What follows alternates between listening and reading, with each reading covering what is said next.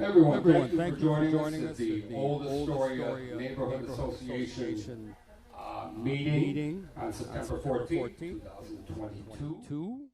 Appreciate everybody coming. This is a hybrid event, and we are just starting to get back to live. We really look forward to this.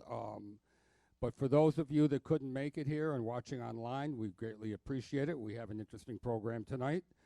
I wanted to go over a few things before we start. First of all, we wanted to give a big thanks to George Ayatzis from the Arcadia Bar and Kitchen who provided the food. So everybody, let's give him a big round of applause. Thank you. And also I want to go over a few things that OANA has been involved in recently. First of all, they had the redistricting public hearing for the city council districts, and OANA did submit a position. Our position basically was that we, first of all, thought that District 22, which is the district of Councilwoman Tiffany Caban, that should include both the Astoria houses and Woodside houses. It doesn't include that at this point. We thought that's a good idea. Also, the area on the waterfront where Socrates is, Noguchi, that whole area, we would like that reverted from District 26, which is the Long Island City, and have it returned to District 22. We just felt that it makes a lot more sense. And also, there was a big controversy with District 26, who was going to have Roosevelt Island and part of Manhattan included in that district, which didn't make, the Manhattan part did not make a lot of sense to us, so we were advised against that. But we felt that Roosevelt Island should be part of that district, because even though Roosevelt Island is part of Manhattan and part of the borough of Manhattan at this point, all the services are through Western Queens. The police, the fire, sanitation, everything is running through there, so we just felt that it is appropriate that that be part of District 26. I guess that they're going to be coming out with their results, the recommendations quite soon, so we look forward to that. And that's also the reason why we're having an election next year for city council after 2 years instead of the normal 4, because it'll encompass the new district. Okay, also, we've been on a campaign. You guys know about the cable companies and how they put up the wires, and every time you change a cable company, they put up a new wire, but they don't take the old one down. You know about that chaos in the sky? I challenge everybody to walk down the street in Old Astoria, and then imagine in your mind's eye that there's no cables hanging over you all over the place. If you do that, you see how much everything opens up. It just totally changes literally the way you feel about going through a neighborhood. So I really suggest that, and we have been reaching out to people. They've been sending us lots of photos. We had a conference with the borough president, and we are now sending this information out to him. And we will see how he goes. I just received a call yesterday from the borough president's office. They have received the materials, and they're going to get back to me as to what they're going to do. But we know this is a long-term thing. But what we actually proposed was that each apartment have one line put in that's a common line for every company. So all these carriers have to do is just plug into that one line. And when they leave, have somebody else plug into that line. There's no reason to have different cable systems into each apartment. It's like if I had a trucking company and I had to go out there and build my own roads. That makes no sense. This is what's going on here. So there should be common carriage in data, not just in automobiles and things. So that's one thing that we're pushing for. Also, just so you guys know, we've been working, harassing as much as we can, particularly DEP. If you know, there's a sinkhole here on 18th Street by 27th Avenue. It's been there since April. We keep calling every couple weeks. Nothing's been done yet, but we are trying. So we are continuing the pressure. So we hope to get that taken care of soon. And lastly, we want everybody to know the changes that were done on 21st Street, the putting into the bus lane, the removal of a lot of left-hand turns and a lot of bus stops. We want everybody to give feedback. DOT had said that they were going to go back and relook at things once it was up and running. I think that now that Labor Day is over, we're going to get back to normal traffic, so I do hope that people send us emails, give us information. We can be reached at feedback@oana-ny.org, and that's on our website. You know, to try and give us feedback so we can do what we can to try and pressure changes if and not they're warranted. But it's a big change, so we'll see what happens. So that's some of the news here. And please, everyone, we're trying to go back to live and hybrid like this. So please tell your friends about this. We're trying to build it up. Before the pandemic, we were getting 80 to 100 people for every meeting. Obviously, we haven't reached that point yet, but we do want to bring back real interaction as soon as possible. So please, you know, tell your friends, tell them to go to our website, sign up for our newsletter so they can get information as to what's happening. Okay, now I'd like to start the presentations for tonight. It sounds like a great meeting. We're going to be having, first of all, Rise, Light, and Power, who will be discussing sustainable changes at the Ravenswood Power Plant. And then after that, the Department of Sanitation will have updates and discuss things like rodent control and composting. And lastly, the ferry, about their whole new pricing system, and there's lots going on. I know whether they want to get into it or not, there is an RFP out. So if you happen to have a ferry company in your back pocket, maybe there's an opportunity. And, before I go further too, I want to thank some of the volunteers that are helping. We have Benny at the door from the Queens Economic Development Corporation.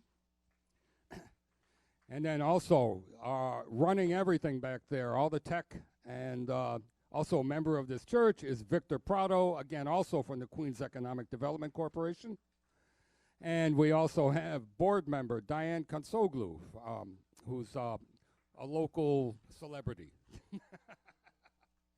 So with that, okay, I'd like to bring up Will Fitch, and are you both coming up? Oh, okay. Introduce your friends.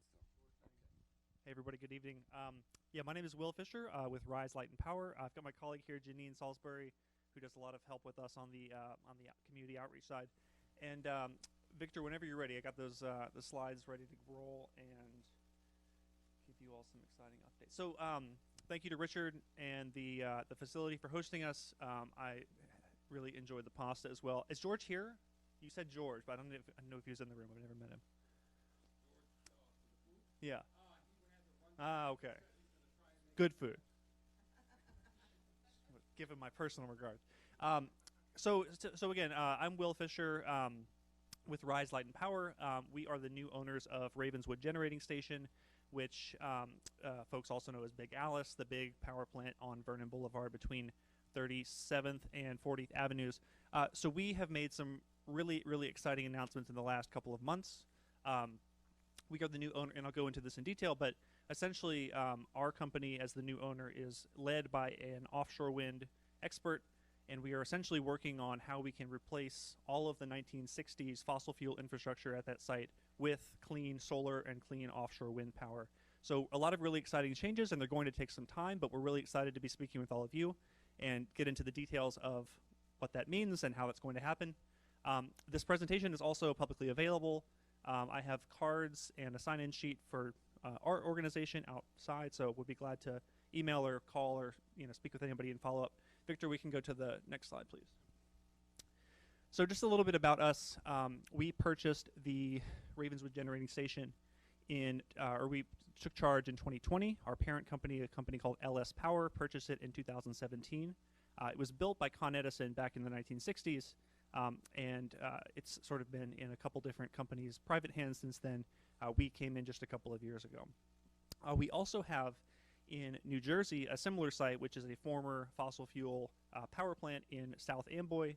We're also working on a similar conversion of that from a legacy piece of fossil fuel infrastructure to offshore wind, interconnection, battery storage, etc. And I'll go into all this a little bit more. Next slide, please, Victor. So this is not news to anybody in this room, but Northwest Queens, along with the South Bronx and Southeast Brooklyn, have some of, among in the state, the highest concentrations of power production facilities. You've got the Astoria plant up in Ditmars, you've got peakers on the waterfront, you've got the facility that we operate. And, we're really looking at a situation right now where the state has set really, really aggressive climate goals for emissions reductions, for cleaner air, for reduction of carbon emissions by 2030 and by 2040.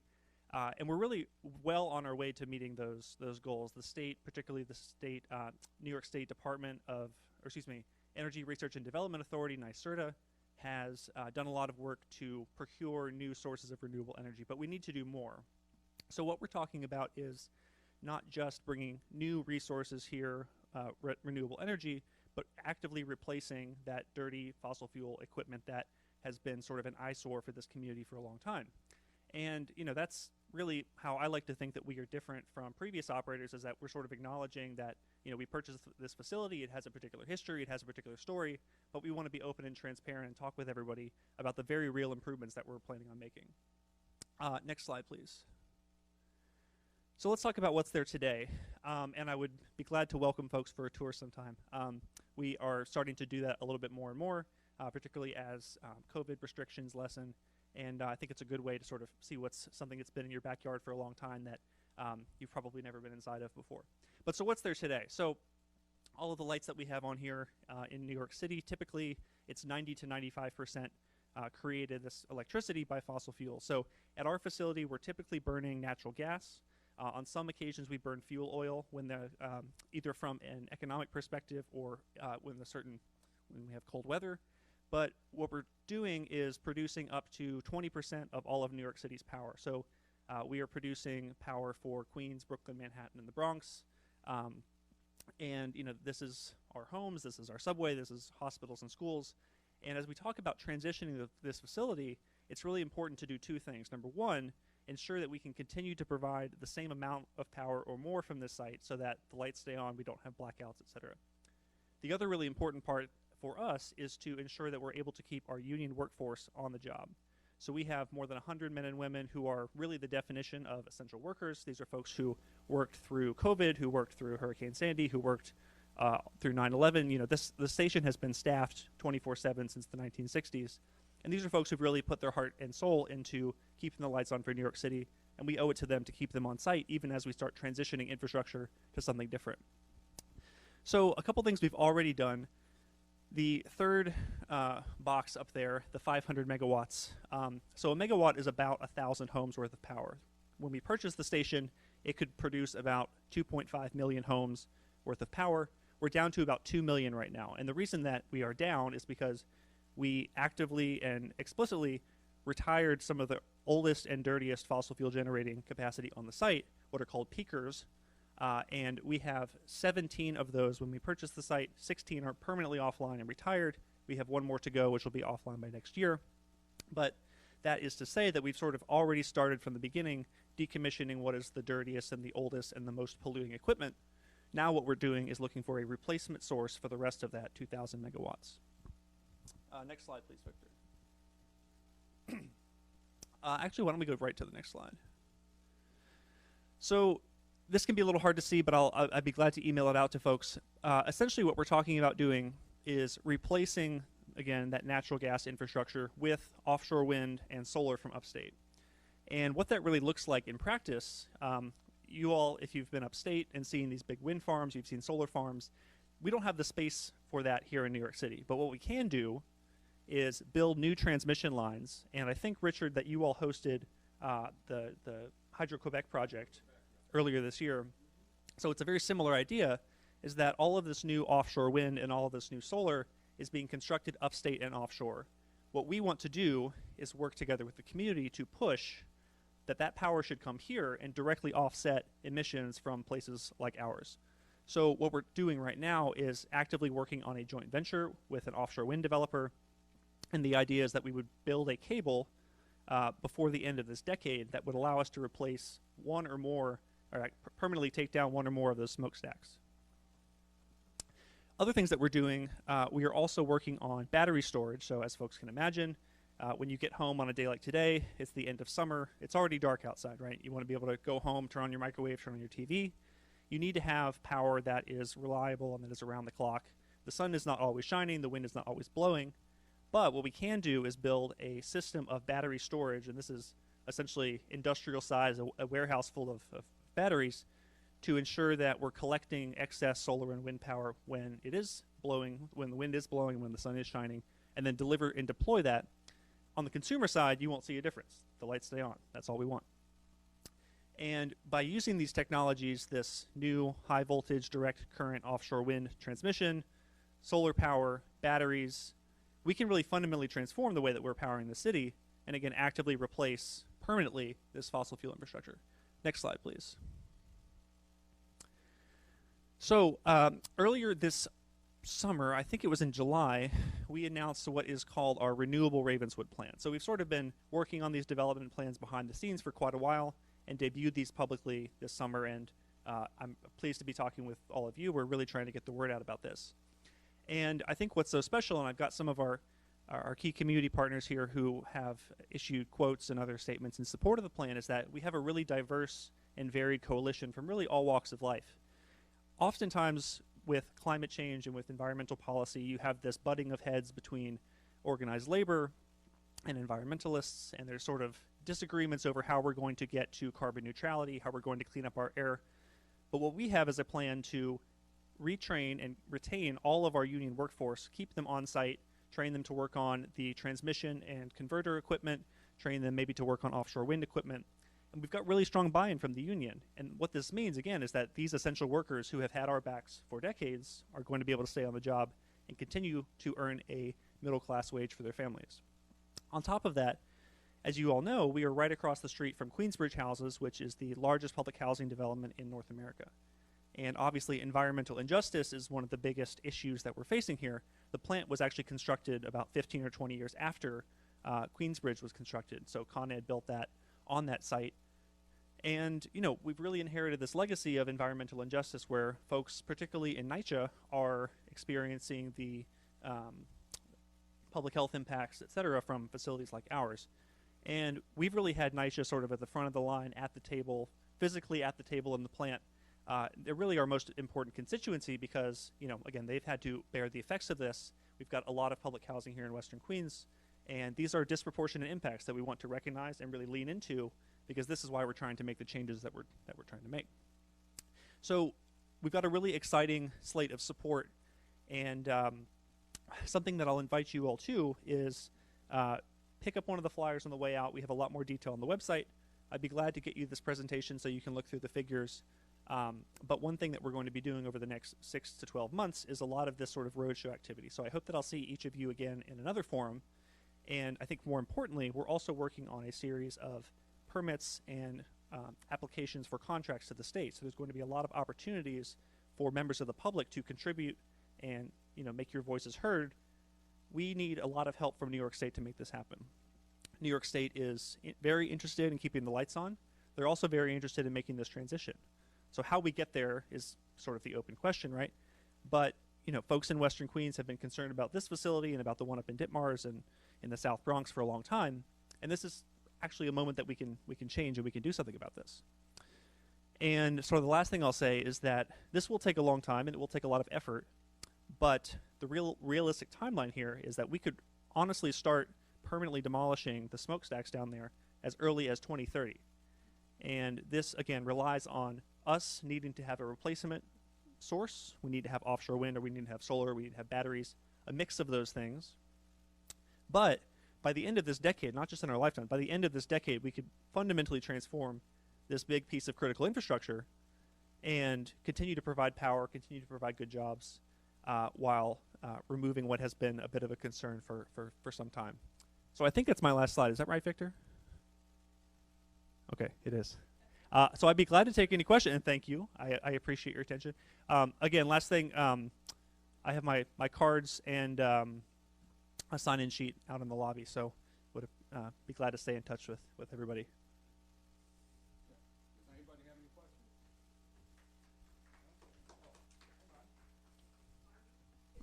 Hold on, we're being transmitted, so I'm gonna. Test. Is your facility going to be supplying most of the power of all these new high-rise buildings going up like near the Hallett's Point area and down Vernon? So I've got a really interesting anecdote from one of our engineers at the plant, because this comes up a lot when we give tours. So the way that he likes to talk about it is talking about the power that Ravenswood provides, what area of the city. It's almost like dumping a bucket of water in the pool. It sort of supplements with other power and it all mixes in. But yes, I think the main point that I always like to make is that on peak days, so this summer with the heat wave the last couple of weeks, we were powering up to 20% of the entire city. So almost surely, yes. Something else that has come into focus in sort of the energy policy world lately is that there's this big shift to electrification. We're talking about electric vehicles. We're also, the city recently passed the gas ban, which there will be no more gas appliances in new construction buildings after a certain date. I think it's 2027. Don't quote me on that. But as we have this shift to electrification, we're going to be using more power than we have historically in the winter in particular. So it's very important that our supply continues to meet what the demand is. And frankly, in the scheme of things, as there is all of this development going on in the neighborhood, we really do have the capacity to continue to power with that kind of growth. Oh, Richard, Diane, I don't want to coming? with your mic.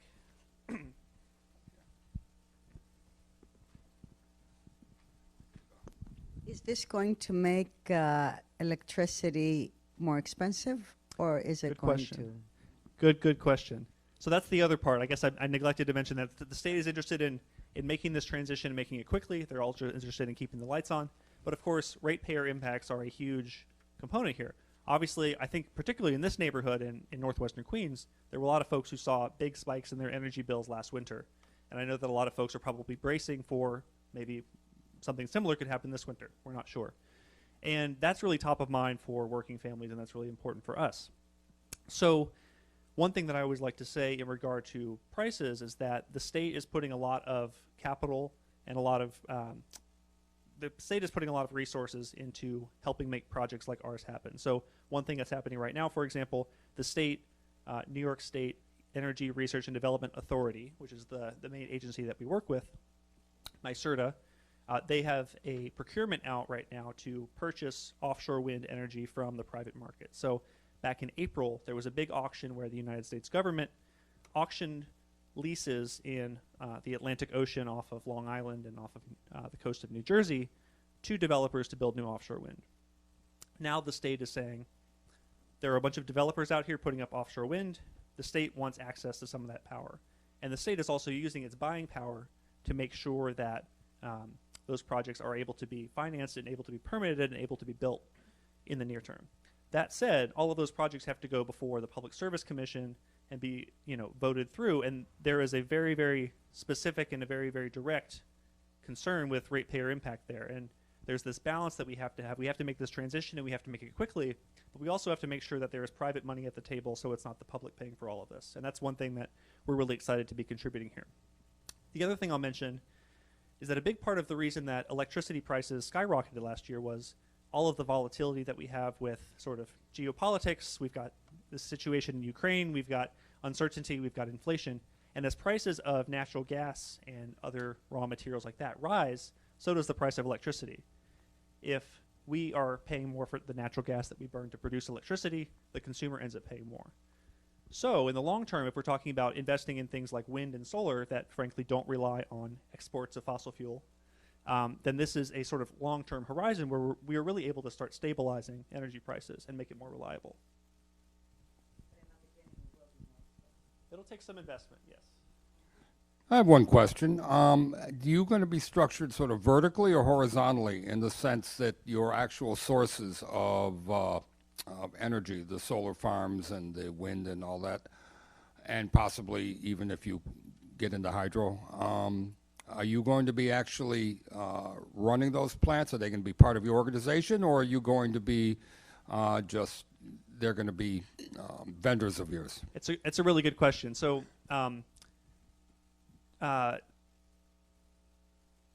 to the question, I guess, that was just asked, one thing that is above and beyond paramount importance is reliability. Reliability of price, stability, and ensuring that we can keep the lights on. So there's sort of two different ways we're thinking about things. For the offshore wind, as an example, we're looking at entering a joint venture partnership with an offshore wind developer. So that would mean, we would both be sort of co-owners of the collective facilities.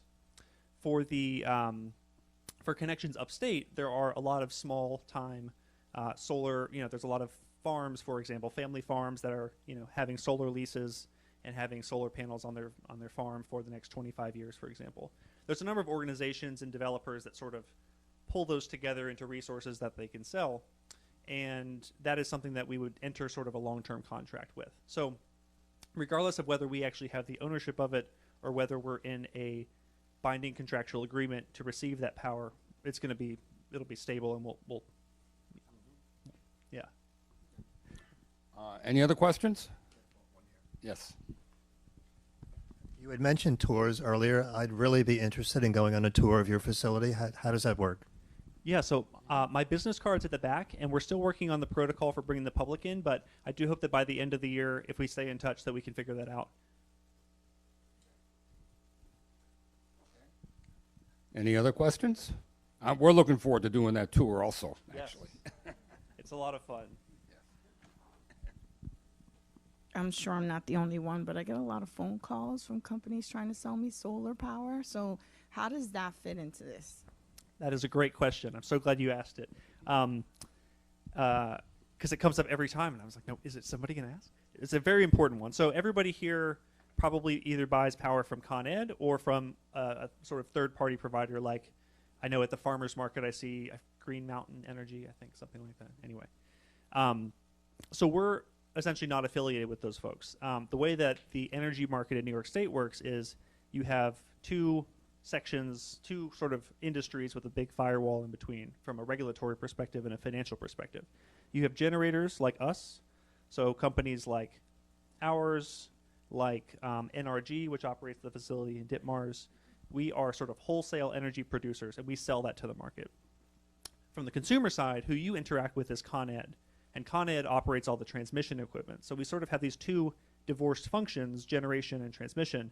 So really for folks on the consumer end, all of us, typically it's Con Ed we pay our bill to, maybe it's somebody else, but you're essentially interacting with the folks who own and operate the equipment that transmits the electricity to your home. So essentially there's no difference from if we move to a different set of sources, Con Ed has to get that power from somewhere. They're typically buying it from us and from a number of other generating facilities throughout the state. So for the end consumer, it doesn't look any different, frankly.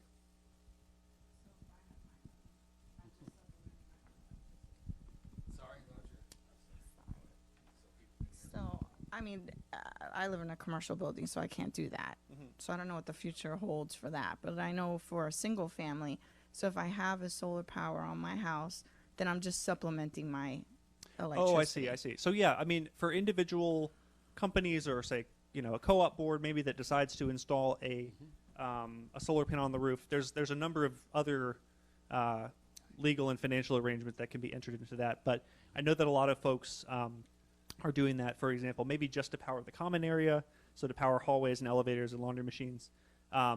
There are ways to sell that power back to the grid and get a certain price. I'm not frankly too sure how that works beyond that. One other quick question too. On the source of the power, the wind and the solar, how are the communities reacting to these things? I've heard that there is a lot of NIMBYism going on upstate when people,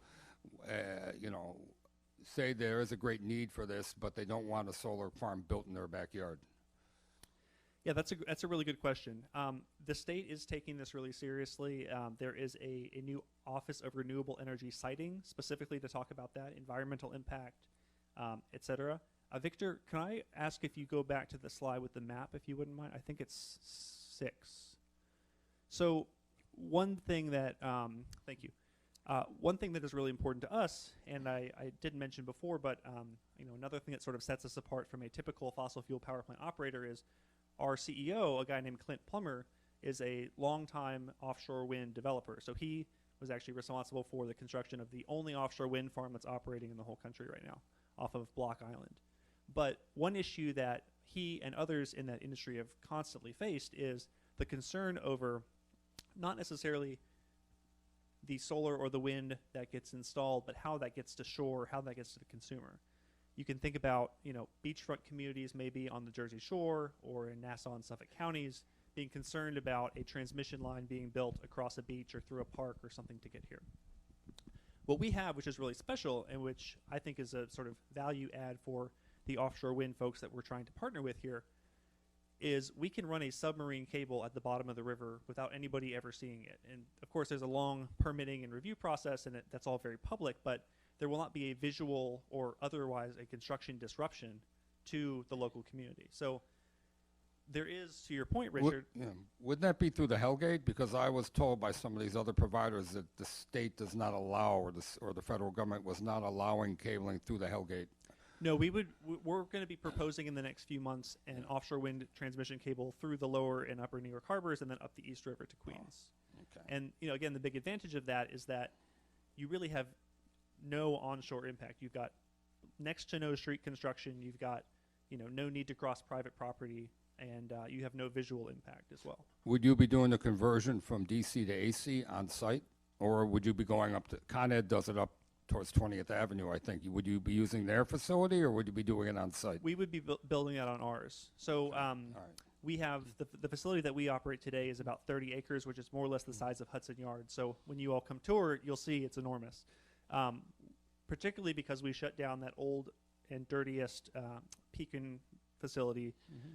We've got about 7 or 8 acres that's available for battery storage and conversion and all the infrastructure we need. So we sort of have everything in-house, and we can do that right on the site. I only ask that because it might reduce the amount of transmission lines that are going to have to go through Old Astoria, which right now, from the other two providers, they're going to be ripping up all the roads and putting in high-powered lines underneath. So, anyways, Yeah. any other quick questions? Nope. Thanks, everyone. Thank you, Thank you Richard for and the team.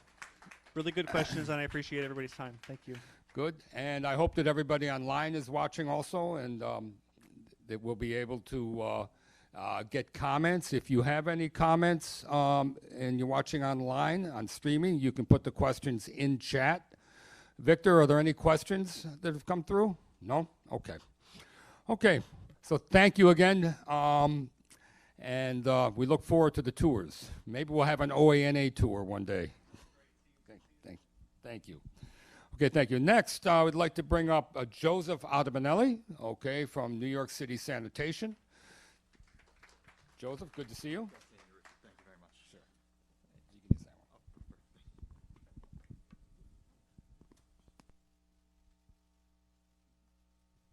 Hi, good evening, everybody. So, as Richard said, I'm with the Department of Sanitation. I work in their Community Affairs Bureau, and I just wanted to kind of go through a presentation today, just kind of give a couple of updates on some things that the department's employing, but one of which everybody expected us to talk about tonight, that being the curbside composting program. Victor, you could just go to the next slide. So the first topic, as I alluded to, would be about the curbside composting program. Next slide, Victor. Thank you. Just want to get in a little background so what that program entails. So the curbside composting program is the Department of Sanitation's collection service for leaf and yard waste, food scraps, and food soiled paper. Like your traditional recycling collection, this will be set out on a separate collection day and serviced right from your home. The difference here is why we're employing this is these materials are collected weekly and earned into composting of renewable energy. Next slide, please, Victor. Thank you. Big announcement as to why we're promoting this is that prior to the pandemic, some areas of Queens had the program, but now the program is expanding to all of Queens. So we've been pushing heavy across across the borough entirely, doing a lot of outreach, letting people know that if they have any interest in opting in, because the difference now is that it is on an opt-in basis, people can participate into the program. We expect we are going to be deploying the program the week of October the 3rd, and it will run for 3 months. Take a recess probably the end of December and pick up again in March, because we anticipate reduction in the yard and food scrap waste during that time frame. For anybody who is interested in the registering and receiving a bin, I have the link there, and I do also have some information here that's posted at the back upon the entrance, so if anybody wants to retain that. It's our nyc.gov/curbside composting. And again, what that entails is leaf and yard waste, food scraps, soiled paper, and that's the registrations mostly for residential homes, one family, two family homes, buildings with 10 plus units. They'll receive bins automatically. If I could move along, Victor, thank you. Yes, so I don't want to bog everybody down with a list of what's going to be entailed in the service, what we will be collecting, but a lot of people have been asking what we can avoid in terms of service with this program, and as I have listed there, some of those items include diapers and hygienic products, animal waste, wrappers and packaging, foam products, and as well as many people might have inferred, your general recyclables like metal, glass, plastic, beverage cartons, recyclable paper, things that you would have on your regular recycling day. We would keep that separate from the composting materials. If you could proceed along, Victor. Thank you. And I just wanted to highlight why, for those who have been on the fence about composting, why it would be something to consider opting into. First of which, a lot of concerns have been about leaving food out in general, creating issues with pest and rodent issues. This we putting these materials in bins would help to reduce rodent and attracting rats, as well as leaving food lying around and causing spillage because bags tear open. We think that will help towards mitigating that issue going forward. And obviously, from a sustainability standpoint, we look at using this, deploying this program on throughout the borough and having more people consider it than that maybe they had prior, and especially expanding, and leading to a reduction in waste to landfills, big standpoint on that front, as well as creating a renewable energy from this these materials that we'd be collecting. If you could advance it, Victor, thank you. Again, just how to participate. So there's just a little bit background on what that would entail if you are going to, how you would be collecting it and delineating this waste. So first of which, if you're doing this in your home, you could use any small container. I know a lot of people had questioned prior. We had given out small containers that you would be able to collect that food, food scraps in, and then bring it out to your bin. We aren't distributing those at the moment. So any plastic, container that you may be able to have in the home, or a yogurt container, you could utilize that and place that outside in the bin. We just want to make like everybody cognizant of the fact that we don't throw the bin in the container, because we want to be able to retain that. And yeah, you can empty these items into the composting bin. In terms of yard waste, you could use paper or paper or leaf bags for anything of that nature that you accumulate, as well as a separate bin labeled composting to indicate that is yard waste or leaves that we would be collecting on your particular day. If you could move that along, okay.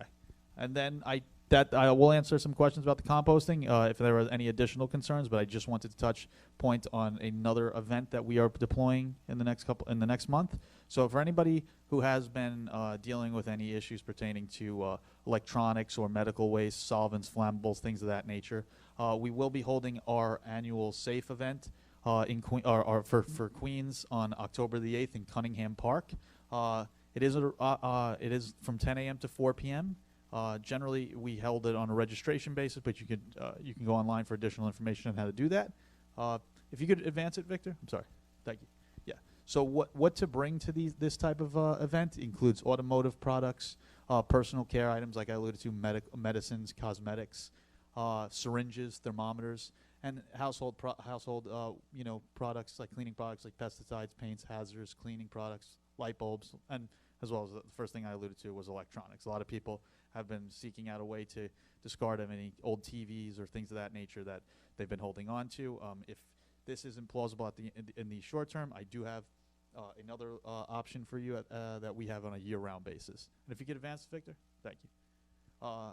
Yeah, so this is just a background on what we would look like to packaging these items. For any old hazardous waste or items of medical or syringes. Just want to label those products, seal them, don't mix any products, and just have that information and all those items prepared for ahead of attending the event, so it can be discarded in a timely and proper manner.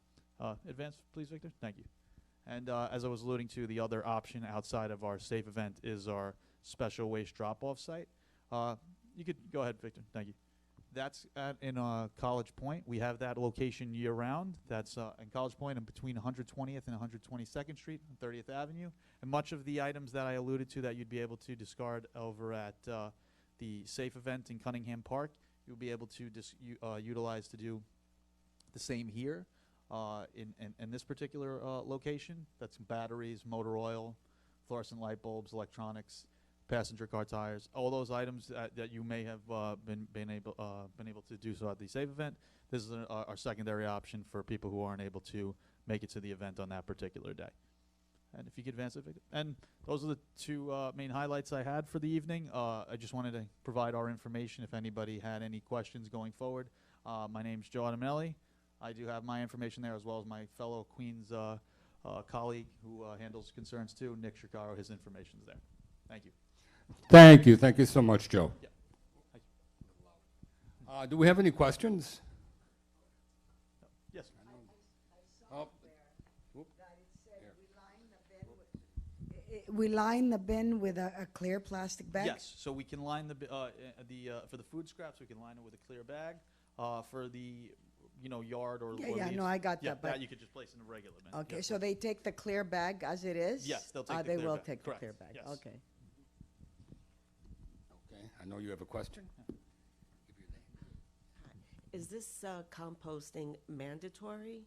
Yes. So no, as I alluded to, it is on an opt-in basis. So it isn't if a person's inclined to participate, that's under their discretion to do so.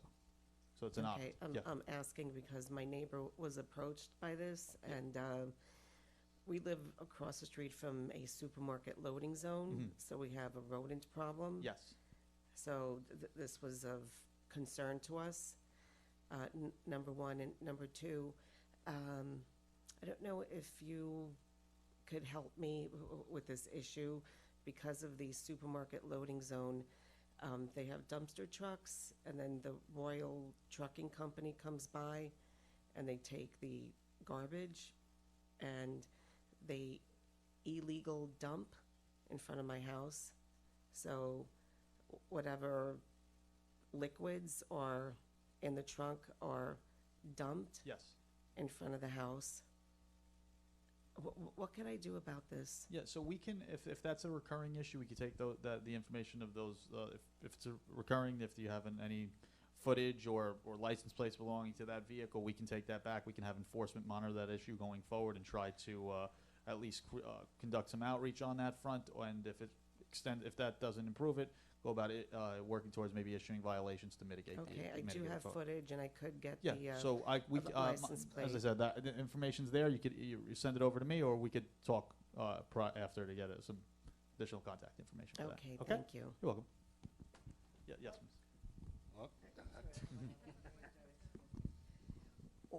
What are we doing about this rodent problem in New York? Yeah, so it's two-pronged.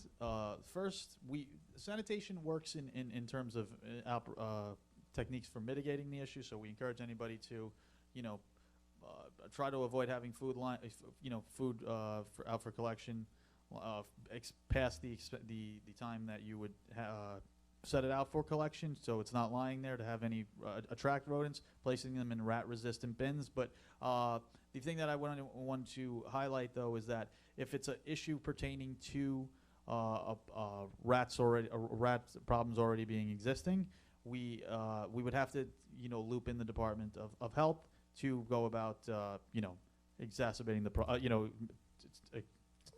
experimenting the problem. Why don't we create a powder or something, because it's mostly the restaurants, not to kill them, but to basically make them not be able to reproduce. I mean, I think that's the thing that we have to do is make them sterile, basically, not to be able to reproduce. And it's the restaurants and the supermarkets, like you said, that have the food out all the time. They have these bins. The bins are open. And these, I mean, I've heard horror stories as far as these rodents are concerned. Yeah, and it's an issue that generally persists, and we that's why we try to highlight ways to go about, take preventative measures on that front. But, if it's an issue of basically expelling it, as Richard mentioned in the background over there, we would have to, coordinate with the Department of Health, because their team will be able to take the lead on that and work towards doing so. But I say one thing, I did see the video that she has, and it is disgusting. What this private cartage company is doing it's uncalled for. It should not be in the neighborhood like that. Yeah, we could take a look and at least and if it's an issue pertaining to, is it relative to their service, or is it they're leaving trash there from the business that's at the location?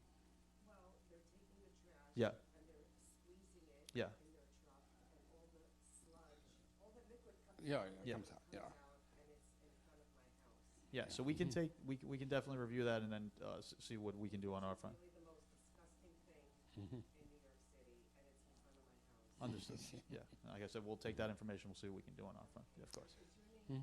Yes, my name's Yeah. Joe. Yeah. Another Yes, sir. question I have is, what do you think, does sanitation have anything to do with the restaurant sheds on the Yes, street? so, Okay, and how do they, that, again, that's a part of the rodent problem Yeah, also. that was a question that came up during the cabinet meeting with the borough president yesterday. So Mhm. we do have we do help the DOT in removing those sheds, but that is a project that the Department of Transportation has taken the lead on. And once that they move forward in removing these sheds, we looped in and to help in that process. But mostly it has been at the forefront of that agency to Are address you it. able, though, to do any studies or check it out to see if in fact they are creating, or if there's an area where they are particularly, feeding this problem, like anything else, I'm certain that there are certain shed owners that are responsible and certain ones that are definitely not. Yes, so like I mentioned, we are working with. And is that something that you guys can actually ticket?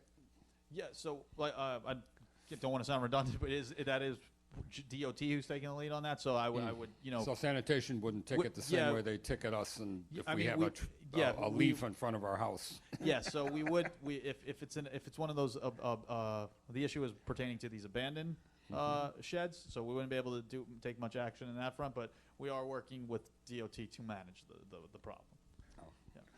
Yeah. Perhaps it's more than one. Yeah. Regarding composting, Yes. I understand buildings with 6 or 7 apartments are not going to get the bins, so we have to request them. Correct. If the landlord doesn't approve it or whatever, are we going to still to be able to go to these The orange drop-off sites? drop-off sites? Yes, we've still. They're going to still be open. Yeah, we still will have drop-off sites established, miss. So if it's an event where there's an issue with registering to receive the bin because of your landlord's decision-making, we will be able to, we still will have those drop-off sites for your disposal. Because what I think the concern would be is, since the collection is going to be once a month, once a week, Once a week. that food there keeps fermenting Yes. and creating odors and things like that. So maybe because not everybody has someone to take care of the garbage before it's collected, maybe they wouldn't like that to be sitting there for a whole week, mainly if it's warm weather. So is any plan to have more than one collection a week? So at the moment, the intention is for the single day of collection, but the department is aware of that particular concern that you have, and we are exploring options, at least in the short term, to address that. But Okay. I don't have anything that I would be able to provide on that front, at least. Because in the people are immediate not educated. For example, we freeze it, we've been doing this for years, but since we're going to have it in the building or next to us, probably not many people will freeze it. So even though if it's frozen, it will, Yes.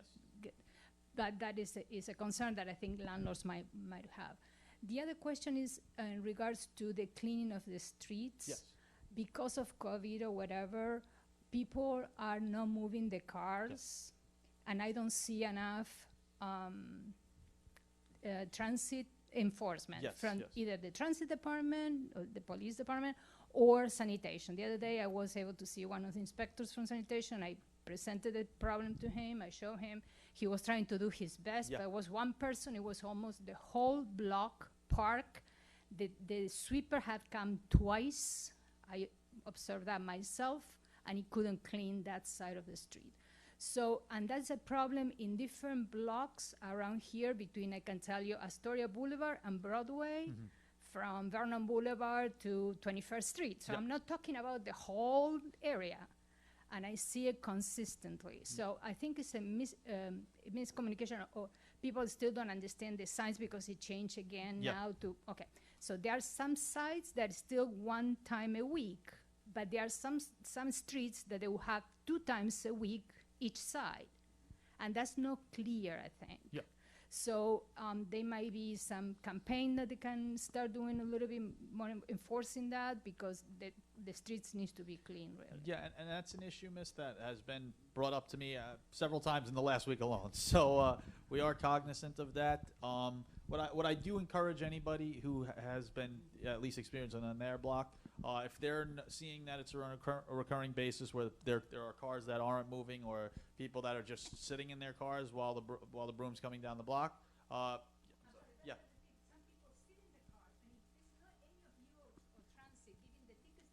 Yeah. So what I was. It's because it's online, So people are sitting in the car, but they will move if they're gonna get a ticket. If so- they're not gonna get a ticket, they don't move it. So what I suggest to everybody on that is that we act my particular unit directly. We act as the customer service unit for the department and relay all those particular concerns of inadequate street sweeping and things of that nature to the districts accordingly. So if there's any issues of that along those lines, we suggest that if it's your scheduled ASP day, if you see that about within a half hour or so before the broom is supposed to come down the block, you see that there are cars, that number right there, my number, as well as the last four digits is our general line, 1220 again. So that remaining number, and then 1220, you can call that, and we can reach out to the district to have an officer go out there and either get those vehicles, or whatever ones that were sitting there are idling or left there. We can ticket those so that going forward we can try to mitigate the issue more and more. But again, if it's recurring, and people see that, we ask that you reach out to us, because then we can coordinate with the district to have somebody go out there in real time. Okay?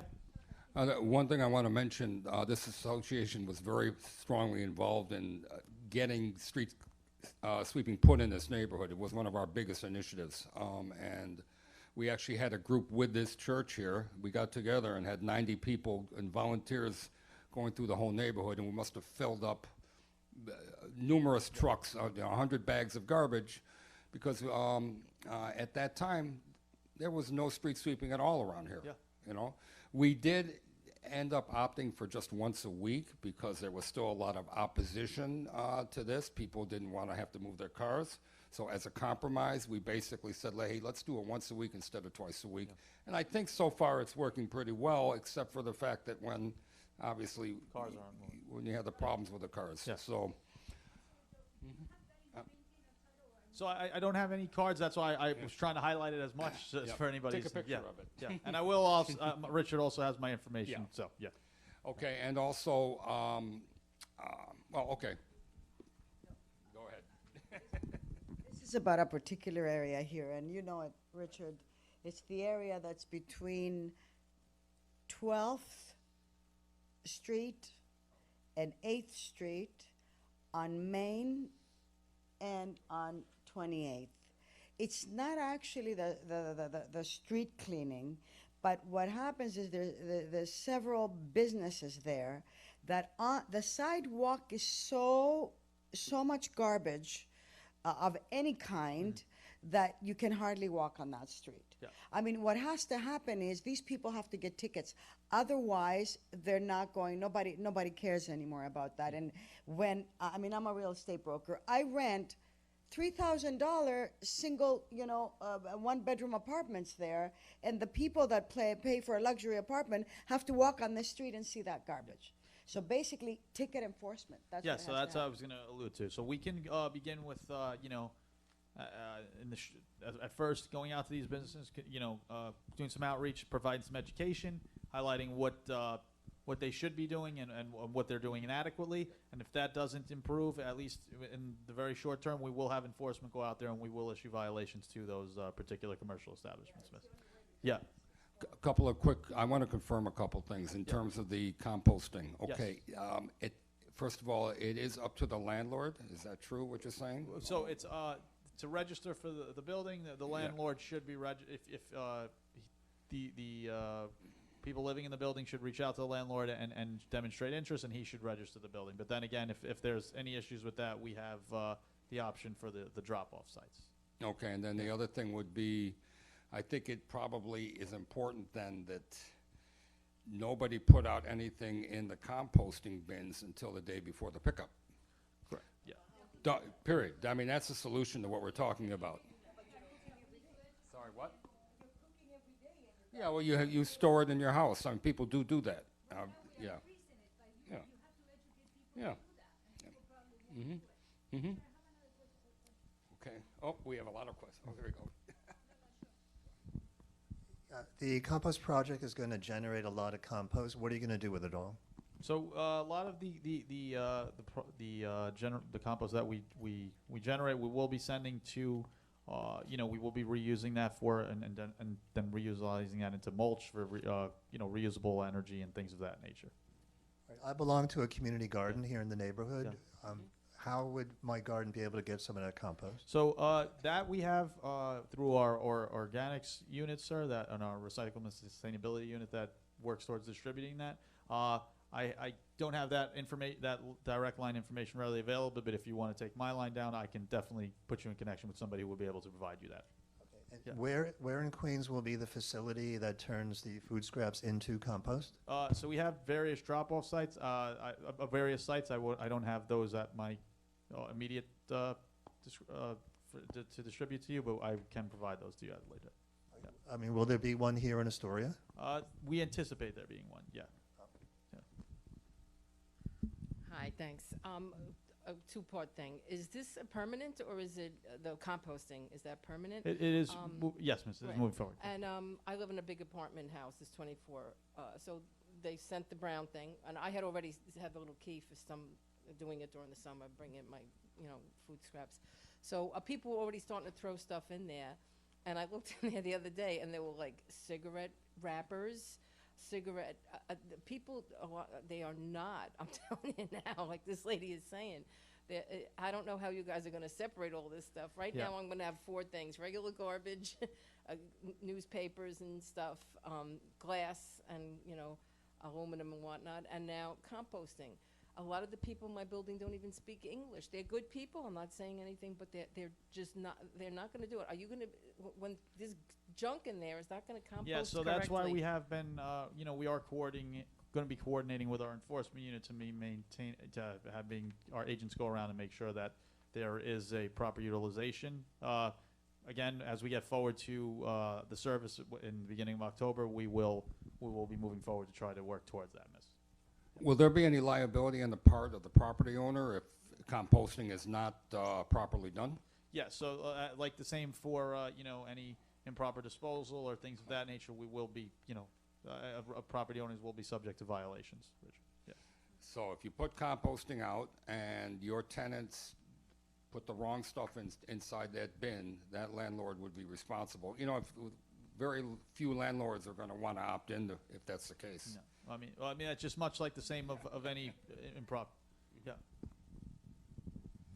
Yes, I read in the paper before you had to put out your garbage like 4 o'clock and before the night before when it's due the following day for pickup. and now they're changing it to 8 o'clock? So that's something they're considering. It's not official yet, Miss. It's just a piloted idea at this point, but that's the only information that the department has provided at this point. So it's not. Oh, again, it's not effective yet. It's not effective yet. No. Okay, and number two, another question. As a homeowner, I find it a little bit unhealthy and annoying. Most of the pickups for the recyclables, I'm on a Monday, and there's a lot of Monday holidays, and I'm forced to hold all my recyclable stuff for 2 weeks. And that also contributes to rodent problems, and it's unhealthy. Is there any way we can possibly, like when Monday is the holiday, people who are responsible for the Monday recycling to maybe do it on Tuesday instead of holding it for another whole week? Yeah. So although not ideal, Miss, it is generally going to be that is the process. In the interim, I know there is an idea to at least have crews going out on some holidays going forward to service if on days where you generally would have your recyclables, but at the moment that's the only plan that we're deploying at this time. Yeah. Okay. I know they did that this last Monday, but it was not for recycling, it was just for general garbage. Yeah. Yeah.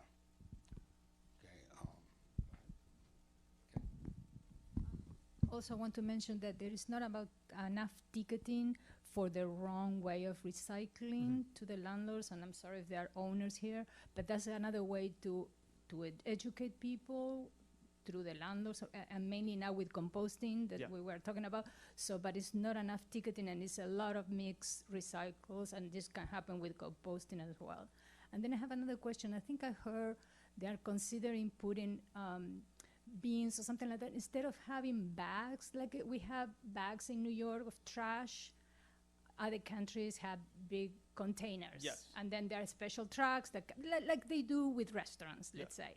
Is anything like that in the works so we can eliminate those bags on the sidewalks that they're very easy for pets to break and the trash comes out of the bags, or for rodents to go and... Yeah, so that's part of our containerized pilot program, Miss. It is, as I think we spoke about that, just touched upon it. Touched upon it briefly with somebody upon entering. But yeah, so it's our containerized pilot program. It is being deployed though on certain commercial stretches right now. We haven't explored in a residential capacity yet. But again, it may be something in the future. But at least for right now, it's only being focused in a commercial capacity. Mm-hmm. Yes, and it's so it's been it's been something that seems to be well responded to, but so I guess we'll see where that's leading forward. Yeah. Another huge issue in this neighborhood, we have Astoria Park here, and we have a lot of dog owners, particularly since the pandemic. There's a lot of dog walking around here. One of the problems we run into is that people don't want to carry the carry the stuff back to their house. Mm-hmm. So they end up dumping it. There's no trash bins in residential areas. I know that's a huge problem. I know I've brought this up a number of times, and I've always heard back that it's never going to happen. But what about considering, at least on specific corners, maybe some sort of dumpsters? I go to a lot of these parks that take your trash in, take it back with you, and they put dumpsters on the perimeter of the park. Yeah. Where you can get rid of it. So at least if you could have something in the strategic areas where people could get rid of some of this, so we don't have it on our streets. Because at certain times we have huge problems, particularly with dogs. A question that we've received a lot, especially with a lot of people not picking up after their pets being a prominent issue. But we have made efforts to at least increase that fine for if we have an officer go out and see somebody who's avoiding doing that, we will try to move forward and issue a ticket for that. But in terms of placing a bin in strictly or strongly residential properties and areas, we really only place those litter baskets in commercial strips and commercial corridors where there's high pedestrian foot traffic, and especially with a park, they have their own. We have lots of high pedestrians. Yes, I know in Astoria, but with regards to the park, they have their own particular sanitation unit too. So that would be something that I would direct them to, maybe explore, because we may be able to do something elsewhere, but if it's particularly in the vicinity of the parks has their own sanitation units. I would maybe implore to maybe direct that particular concern to them. Yeah. Well, it'd be nice to figure out something. Last question, I think, because we have to move on. Yeah. What is the status of the new sanitation facility? I know that they'll be closing down the facility on 21st Street and moving it up to 19th. What's the timeline on that? Yeah, so that's under our real estate division. They've been working on that a lot more closely, so I would have to check in with them on that particular forefront about what the particular timeline is and what's going on in that capacity. But I would certainly get some information on that and relay that back to you, Rich. Yeah. Okay, thank you. Of course. Joe Antominelli. Thank you so much. Thank you. My pleasure. Okay, our pleasure. Thank you for coming. Okay, now one of the biggest things that happened in terms of development of our neighborhood, one of the most important things is transportation in any neighborhood, and along those lines, when the Astoria landing for the New York City ferry was established here, that really changed the whole waterfront area and the whole dynamic of it. So it's something that we've strongly supported, and we actually worked very hard to get that line extended to the Upper East Side, which has been great. It puts the Upper East Side 5 minutes from us. So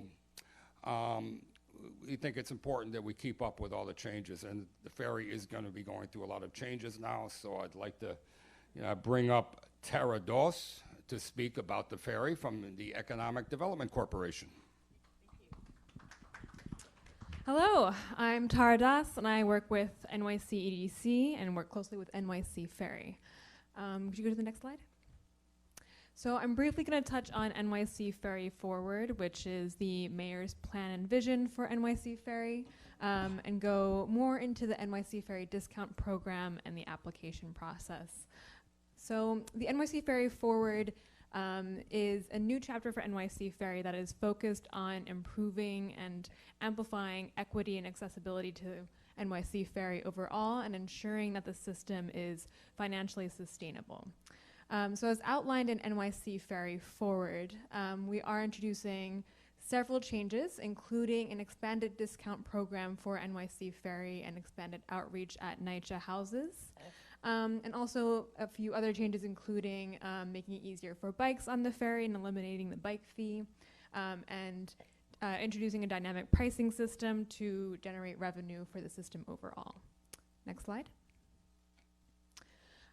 So as part of the dynamic pricing system, we are going to introduce a 10-trip bundle for $27.50. So if you are a regular commuter or regular rider, you can keep that $275 rate per fare. But generally, the general fare will go up to $4. We are also introducing the discount program, which I'll go into shortly. And as you may be aware, this summer we piloted the Rockaway Rocket. So this map right here, I know it says summer weekday service, but I'm using this map to demonstrate the system that we have in place with the addition of the Rockaway Rocket. The Rockaway Rocket is an express service directly from Wall Street to the Rockaways. It's also a it's a reservation system as well. So you book your ticket ahead of time, and you have a reserved seat for the time of that service, and the price of that is $8. So it is more expensive than the regular ride, but you are also making sure that you have a seat and that you know exactly what time you're leaving to get to the Rockaways. And in addition to that, we have sent out ferry vouchers to all NYCHA residences within 1 mile of a ferry landing. So if you do live on a NYCHA complex or a NYCHA campus, you may have received an NYC Ferry voucher that has a code, and I'll go into how to use that code later on. So next slide, please. So the ferry discount program provides reduced fares, so $1.35 fares for qualifying riders.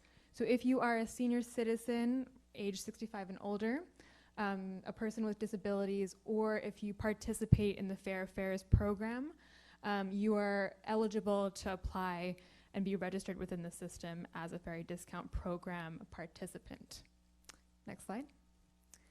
So our applications are available online as well as in a PDF format that you can print out. And then you can also get it in a hard copy form at Pier 11. I've also brought some hard copies with me, so if you're interested, I can give those out at the end. And so if you do go online to that link right there, you can immediately submit your application there. Again, you could also print it out and mail it to the address right at the bottom, or drop it off by hand at Pier 11 in Wall Street. Next slide. So once you've submitted your application, it will be reviewed. And in the application, you will note how you want to be contacted. So if through the application you are accepted into the program, you will be contacted immediately saying you have been accepted. If you receive an ineligibility notification, you can request to have the application reviewed to make sure that you are accepted into the system if you qualify. Next slide.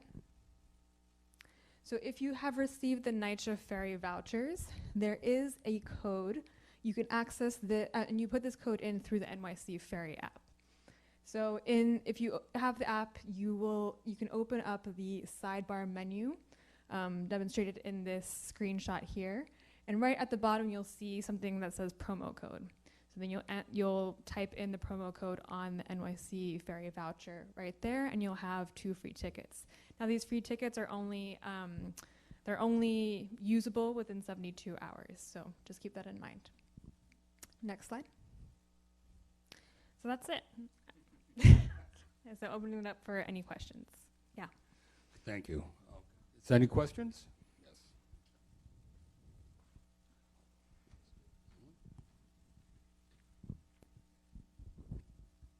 The 10 Right Pack has an expiration date?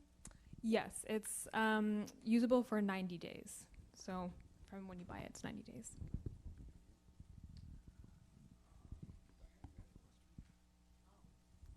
There's been some talk about either moving or adding the ferry from where it is to Pot Cove. Is that ever been discussed, or is that an option at all? The Astoria landing? Yeah, the Astoria landing, some people, there's a rumor that they're talking or even thought of moving it over to Pot Cove. Right now it is going to stay where it is right now.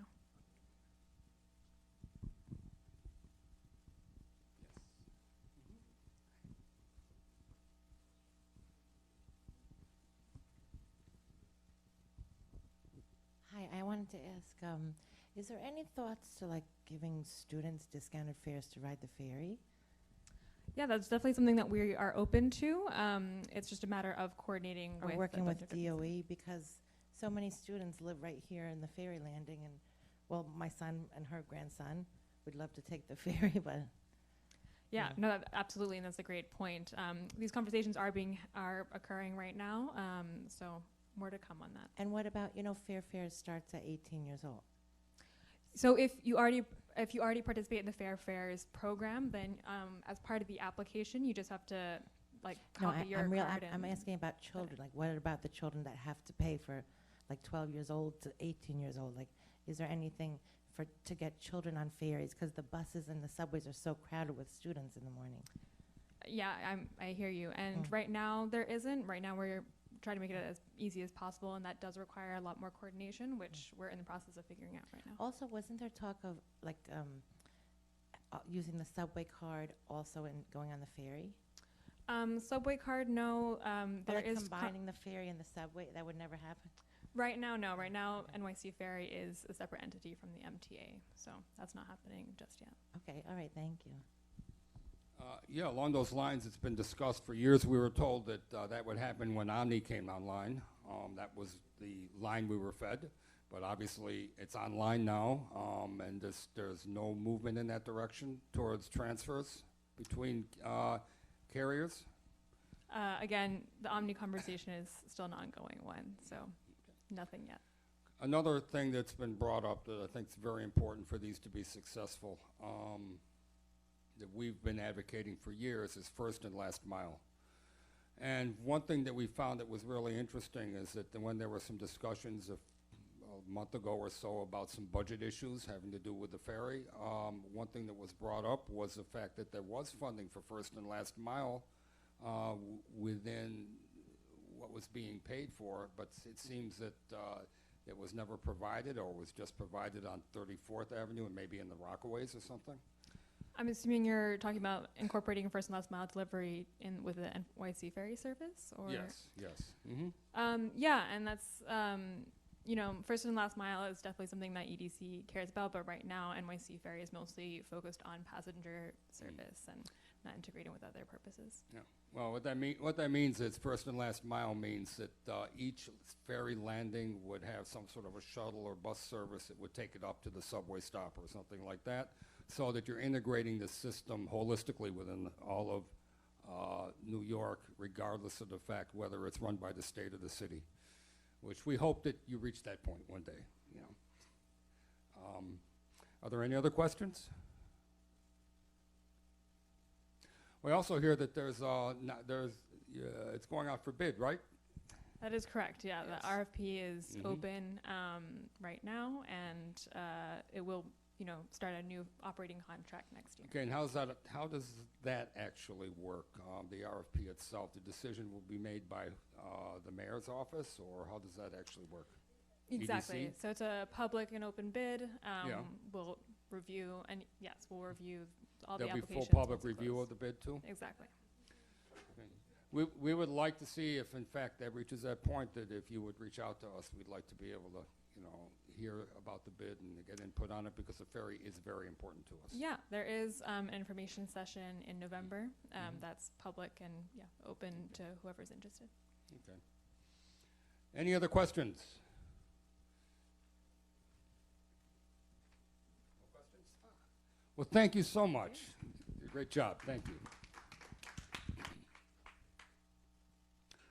So everyone, it was a great session today. To the people that weren't able to be here, it's their loss, regretfully.